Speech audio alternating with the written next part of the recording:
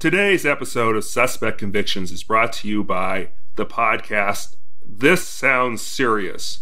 For a humorous look at the true crime genre, download This Sounds Serious wherever you get your podcasts.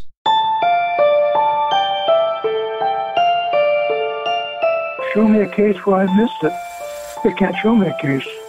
He performed hundreds and hundreds and hundreds of autopsies annually in a private morgue where the governing entity, the National Association of Medical Examiners, says that any individual performing autopsies should essentially do no more than 250, 275 autopsies per year.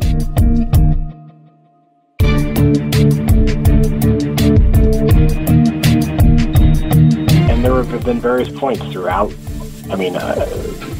throughout the last, 20 years or so, where it's become clear that, bite mark analysis is bogus. The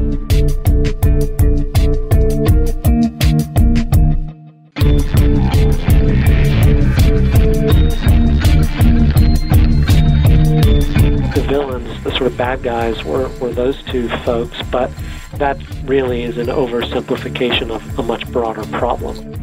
My issue is cause of death and manner of death. The medical reason they died, the classification of it, and collection of evidence. They've actually accused me of manufacturing evidence. That's a crime. This is Scott Reeder, creator of Suspect Convictions. Recently I read the book The Cadaver King and the Country Dentist, a book about perceived problems with autopsies and forensic investigations in Mississippi, which the authors, Radley Balko and Tucker Carrington, contend resulted in innocent people being wrongly convicted of murder. The book was an engaging read and touches on many issues that I hear from defense attorneys across the nation. They contend that junk science or questionable forensic techniques are used by prosecution witnesses to obtain convictions. Carrington is director of the Innocence Project at the University of Mississippi, and Balko is an opinion journalist at the Washington Post. Anyone who routinely listens to this podcast knows my commitment to see the wrongly convicted freed. But somehow, when I read this book, I felt we weren't hearing the entire story. So I not only interviewed the authors, but I also reached out to Dr. Stephen Hain, the so-called Cadaver King, and Dr. Michael West, the Country Dentist, to join the podcast as well. Here is how Amazon describes this book. After 2 3-year-old girls were raped and murdered in rural Mississippi, law enforcement pursued and convicted 2 innocent men, Kennedy Brewer and Levin Brooks. Together, they spent a combined 30 years in prison before finally being exonerated in 2008. Meanwhile, the real killer remained free. The Cadaver King and the Country Dentist recounts the story of how the criminal justice system allowed this to happen, and how 2 men, Dr. Stephen Hain and Dr. Michael West, built successful careers on the back of that structure. For nearly 2 decades, Hain, a medical examiner, performed the vast majority of Mississippi's autopsies, while his friend Dr. West, a local dentist, pitched himself as a forensic jack-of-all-trades. Together, they became the go-to expert for prosecutors and helped put countless Mississippians in prison. But then, some of those convictions began to fall apart. First, let's hear what the book's author, Tucker Carrington, has to say about the investigation. Well, in the author's note, I think Riley can correct me if I'm wrong. In the author's note, we say that Dr. Stephen Hain and Dr. Michael West are the quote-unquote bad guys.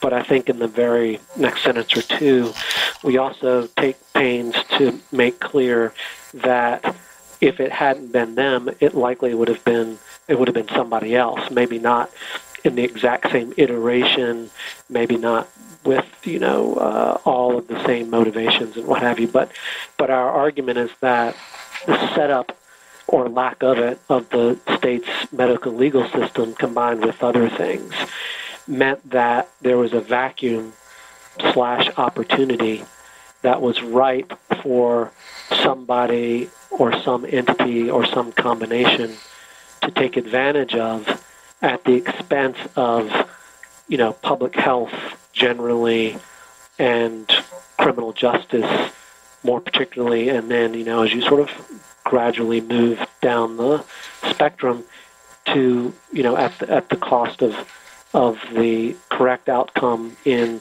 specific cases. So the villains, the sort of bad guys, were those two folks, but that really is an oversimplification of a much broader problem.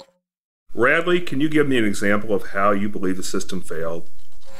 So kind of the most notorious example was there was a case with a 13-year-old boy was on trial for murder in Mississippi, and the prosecution's theory was that the boy and his sister had teamed up to kill the sister's husband, waited until he was asleep, and then held the gun and simultaneously pulled the trigger together.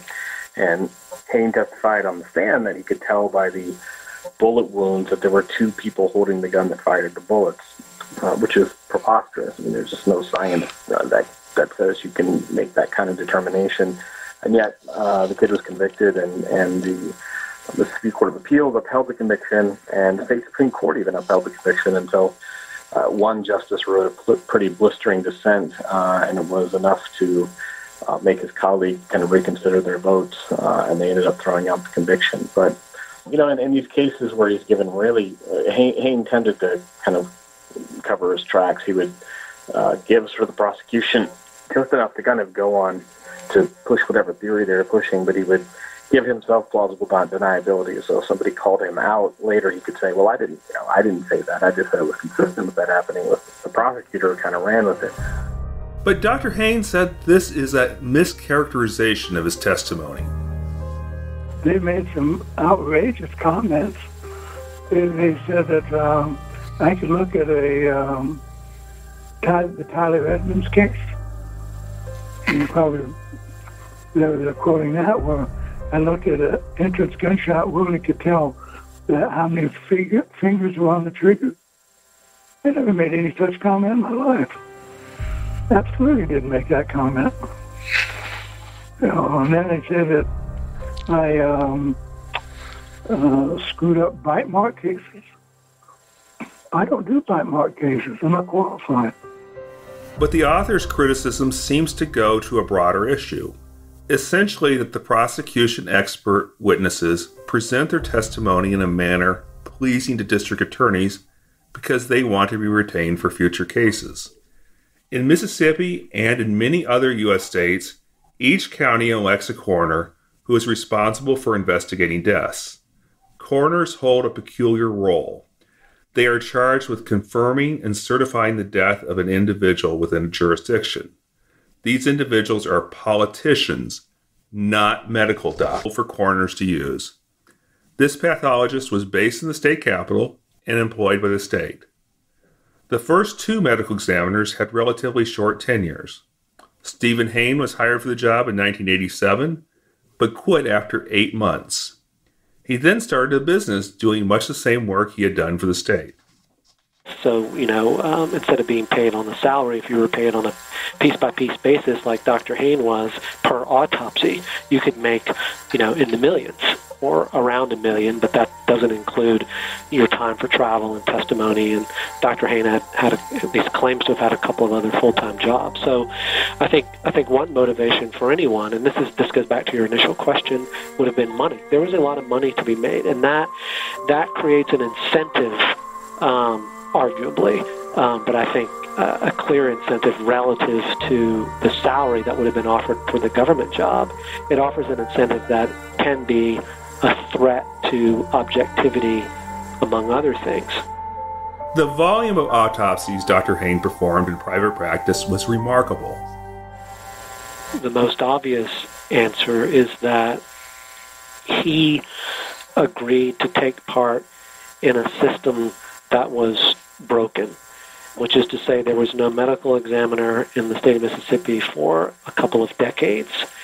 And what that allowed to happen was essentially the setup of a fee-based operation, which incentivized many of the wrong things. And what Dr. Hayne did, sort of most notably to people, would be he performed hundreds and hundreds and hundreds of autopsies annually in a private morgue where the governing entity, the National Association of Medical Examiners, says that any individual performing autopsies should essentially do no more than 250, 275 autopsies per year. The acronym for the National Association of Medical Examiners, won't certify a forensic laboratory that does more than that. Dr. Hayne was doing, at the peak of his career for several years, was doing 1,500, 1,800 autopsies annually himself. Now, he had help, but that's extraordinary. And, leaving aside everything else, there's simply no way to do that load of work without compromising quality, accuracy, and so on and so forth. And you see the results in some of the cases we talk about in the book. Now, there are other things that Dr. Hayne was doing, but for readers and listeners, that is probably the thing that'll stand out initially. Authors Radley Balko and Tucker Carrington contend that he was able to achieve this volume of work by ingratiating himself with coroners and prosecutors across Mississippi. But Stephen Hayne told me his work was consistently objective and accurate. They are saying that you were kind of cavalier on your findings. I mean, that's a pretty horrible thing to say about anybody, let alone a physician. So I thought I'd just ask you. Show me a case where I missed it. They can't show me a case. In fact, Dr. Hayne has zealously defended himself from critics, winning a $100,000 out-of-court settlement from the New York-based National Innocence Project. At issue is a forensic technique called bite mark analysis, mentioned in autopsy reports. But co-author Radley Balko is dismissive of this. I guess I would say that I don't think that settlement vindicates him in any way. It's a relatively small amount of money when you consider the cost of litigating a case like that. Perhaps, not surprisingly, Dr. Hayne sees things differently. Yeah, it cost him $100,000. I don't do bite mark analysis. I'm not a dentist. I don't even do dent identification. That's turned over to a dentist or a forensic odontologist. The coroner calls them in. The report goes to the coroner. Then I'm allowed to put that in the autopsy report, just like toxicology, arson investigation reports. Those things, those become part of the autopsy report. And the district attorney said he would not ask me questions about dental identification because he said I was not qualified. And I have said that repeatedly. I'm not a qualified person to do dental identification and bite mark identification. I don't know how to take molds of teeth. My insurance doesn't cover that. I'm not authorized to do that. It was bite mark analysis that contributed to the convictions of Kennedy Brewer and Levin Brooks. The two cases are the focus of the book. Here are excerpts of how the Innocence Project described the two cases. In 1992, Kennedy Brewer was arrested in Mississippi and accused of killing his girlfriend's 3-year-old daughter. After waiting in jail for 3 years for a trial to begin, Brewer was convicted of capital murder and sent to Mississippi's death row. In the early morning hours of May 3rd, 1992, Christine Jackson, the 3-year-old daughter of Brewer's girlfriend Gloria Jackson, was abducted from her home and raped and murdered. Brewer had spent that evening babysitting Christine and her 2 younger siblings, who are Brewer's biological children, with Gloria. 2 days after Christine disappeared, her body was found in a creek in Noxubee County, about 500 yards from her home. Police suspected Brewer because he had been at the home that night and there was no sign of forced entry. However, a broken window near where the child slept could have provided a point of entry for an intruder. Stephen Hayne testified that he had found several marks in the child's body that he believed to be bite marks. Hayne called Dr. Michael West, a forensic dentist, to analyze the marks. West concluded that 19 marks found on the victim's body were indeed and without a doubt inflicted by Brewer. He further asserted that all 19 were made only by Brewer's top 2 teeth, and that somehow the bottom teeth had not made an impression. In 2001, advanced DNA testing was conducted on the semen recovered in 1992 from the victim's body. The test produced results excluding Brewer as a possible perpetrator and revealed an unknown male profile. The prosecution conducted further testing on the 2 of Brewer's friends, who were also excluded. Why? STR testing also excluded many of Brewer's relatives. No subsequent effort was made to identify the real perpetrator. DNA testing during this investigation led to the implication of another man as the real perpetrator. The unidentified DNA profile discovered in 2001 matched Justin Albert Johnson, one of the original suspects. Johnson was then confessed to Christine Jackson's murder, as well as to an identical crime, the murder of Courtney Smith, committed in September 1990, also in Noxubee County. Johnson assured the investigators that he acted alone in both crimes. 18 months before Brewer was arrested in the other crime, 3-year-old Smith was raped and murdered and left in a pond near her home. The ex-boyfriend of the child's mother, LaVon Brooks, was charged and convicted in large part on the strength of the bite mark analysis performed by West. Just as in Brewer's case, Hain, the medical examiner, called into West to analyze the bite marks on the child's wrists. West testified the marks were human bite marks consistent with LaVon Brooks' top 2 teeth. On February 15, 2008, charges against Kennedy Brewer were dropped and he was exonerated. On the same day, the Innocence Project, along with Mississippi Innocence Project co-counsel, won Brooks' release from prison. Brooks was subsequently exonerated in March 2008. The case has raised questions about the scientific validity of bite mark analysis. Radley Balco is among the technique's harshest critics. I don't think that's an excuse. I'll just be quick and let Tucker weigh in. I think the bite mark analysis there have been critics of it from the start, almost from the very start, and certainly by the time Brewer and Brooks were convicted, there were people who were raising red flags about it. The fact that they never actually went to any actual scientists to ask them to look into this field. West wasn't a scientist, he was a dentist. Published the places where he published his various articles were law enforcement journals and criminal justice journals, not sort of peer-reviewed academic, scientific journals. And there have been various points throughout the last, 20 years or so where it's become clear that, bite mark analysis is bogus. But Dr. West stands by his work and the underlying science. One way or the other, here in the last 30, 40 years, I went through 16,000 death investigations, 5,800 autopsies. I would hazard a guess to the murder of infants that I've seen.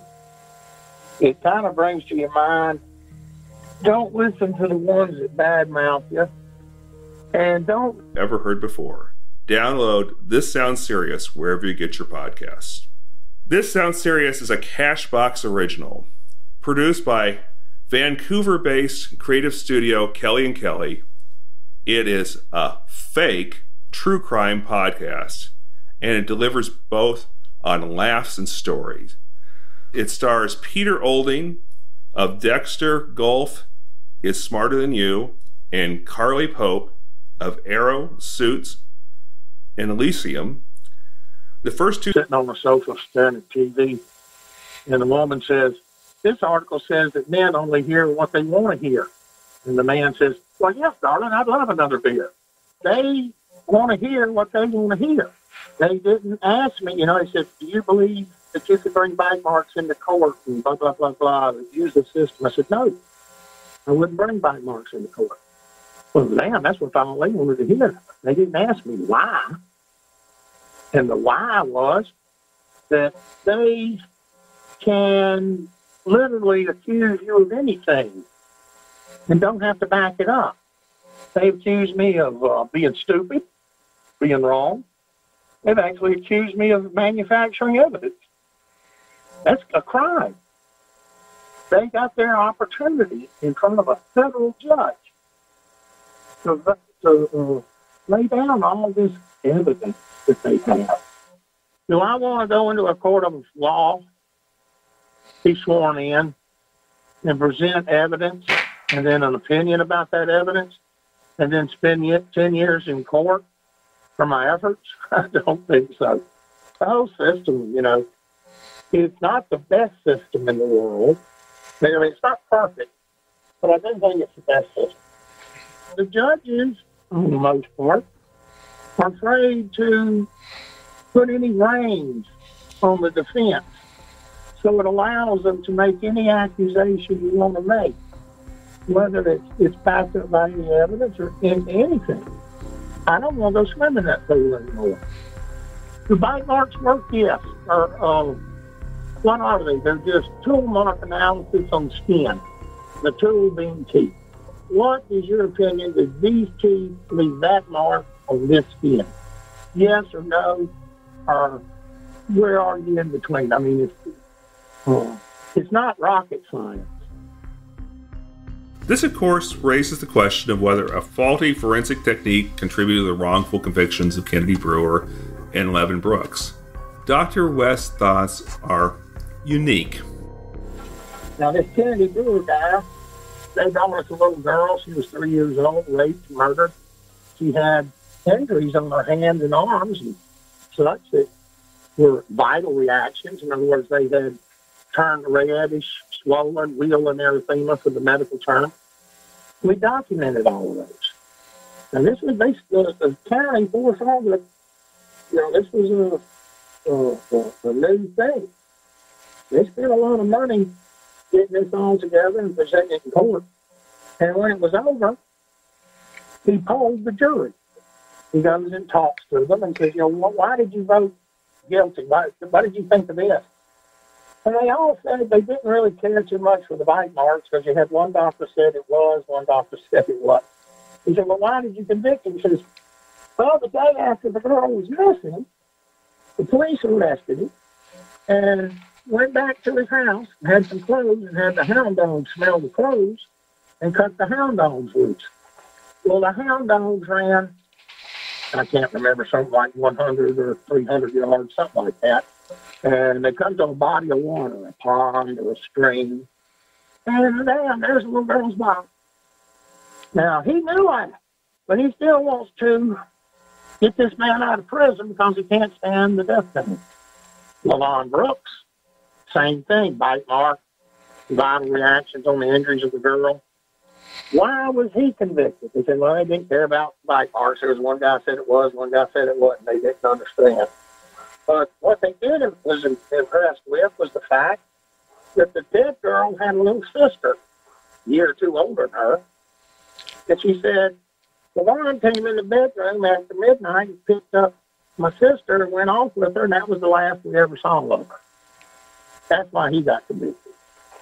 Now, they couldn't sue the little girl. They couldn't sue the hound dogs, so they sued me.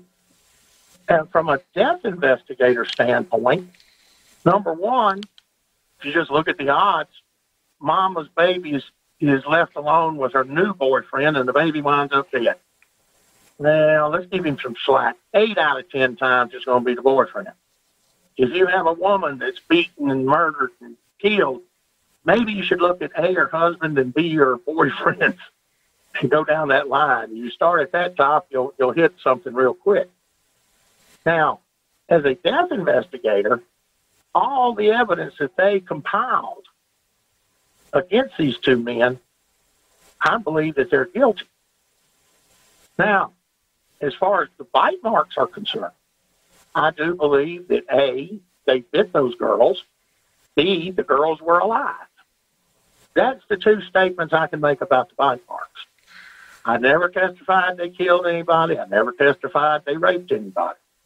But I do feel firm that the comparison of their teeth to the skin injuries on these deceased little girls were a match.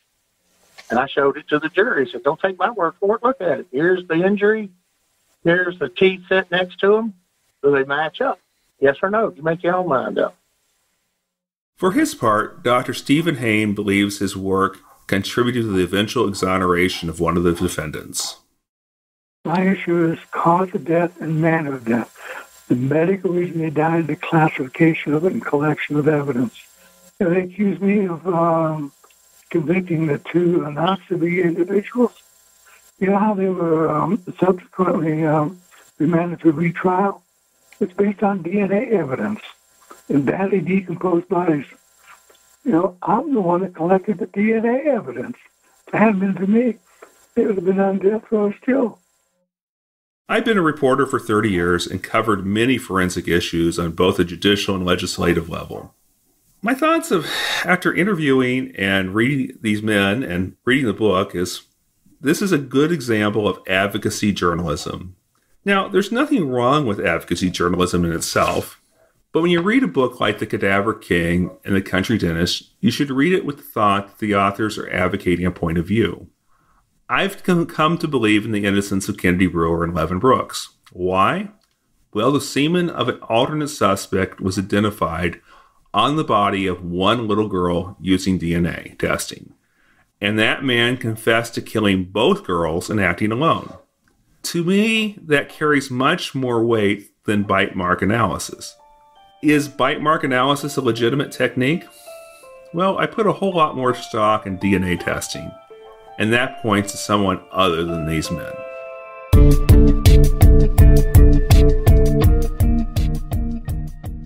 This season on This Sounds Serious. 911, what's your emergency? It's my brother.